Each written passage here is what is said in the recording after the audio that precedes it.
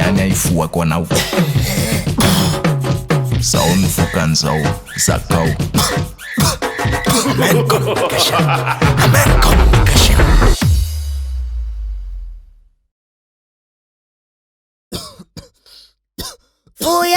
Fuyani, tundra makais. Sanin ngay nakatianaw. Tingin na foana fa efa hoe ratsy io sigary io a. Za mitsara mba tsy ho tsaraina raha bebe am ty fihinanana paraky mandoto trano ty. Hitako ngiaranto sa tirlangy.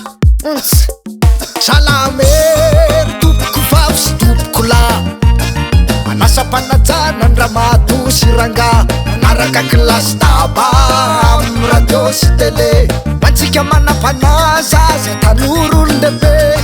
Ao ve ny anarako de tantara anambara mangarahara ny kilasy paraky sy sigara, satria efa toko zany miala. Haiko tsara ny voka-dratsiny, mekonony patipatiny, betsaka ny efa matiny, mandany vola sy tsisy vaviny. Mety misy tsy mahay tsy lavina hoe iny za miparaky zany.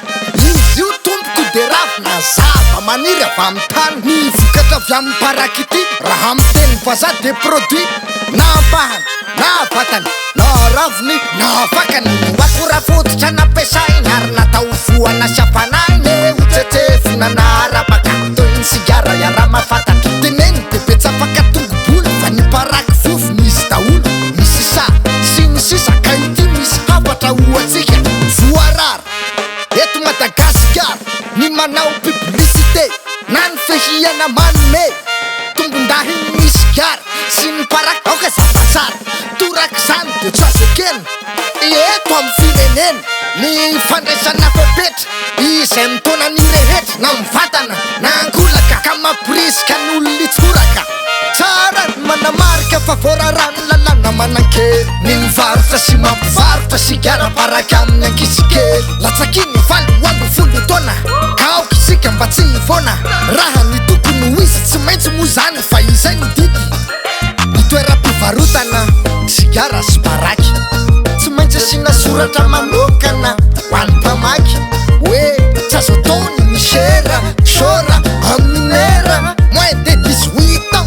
Tonton faites attention, fiarovana amin'ny fivohana tsy nahiny setroka sigarety de tsy azo hifohana ny toerana midiboka sy mifefy. Toeram-pifamezivezena ohatra na fitera-bahoaka sy ny toeram-pitsaboly ary ny toeram-pisakafoly. Apita pito ihany koa amin'ireo mpandrorandrora ety zero rehefa mihinana paraky vovony fanao maty tsy kobony. Aleo azava tsara aloha fa ireo toerana voalaza teo aloha de tokony hahitana takelaka fandrarana hoe tsy azo foana sigara eto. Voasazy ze mbola misekoseko fanampin'izay tsy tokony ahitana borika na ray boray. Ho anao zay meno ny fanetanana raha efa tafiditra ialao. Raha mbola tsy anatiny azandramana fa tena afatiako kanao. Misaotra tompoko vavy sy tompoko lahy, mankasitraka ny Ramatoa sy Ranga, manaraka kilasy taba amin'ny radio sy tele, tegna tsipy amin'ny manapana zaza tan'olon-dehibe. Misaotra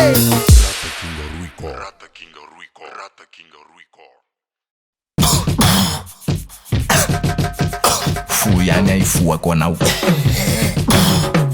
zao ny vokan'izao zakao. Amen communication. Amen communication.